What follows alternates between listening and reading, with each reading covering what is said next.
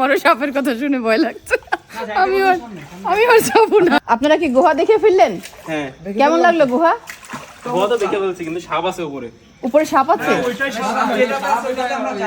তবে আপনার একটু যাওয়া কষ্ট হবে মনে হয়, কষ্ট হবে, অনেক কষ্টই হবে। আপনারা কি সাপ একজন পড়ে গেল। বাম সাইডে যে গুহাটা আছে ওইটার ভিতরে নাকি সাপ আছে, আগে যারা ঢুকছিল তারা বললো। আমার মনে হয় আচ্ছা, আমরা ওইটাতে যাই না, ওটা একটু দূরে তো। সন্দেহ যাচ্ছে। আপনারা কোথেকে আসছেন? মাগুরা থেকে আসছি।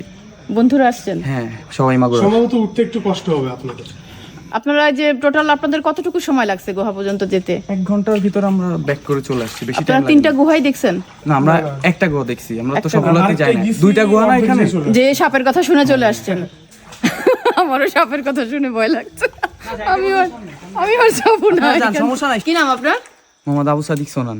সোনান, দারুণ নাম তো। কতজন আসছেন আপনারা? আমরা 4 জন আসছি। আচ্ছা, গুহাটা কেমন লাগলো দেখে? ভালোই, চমৎকার আসলে বলতে গেলে।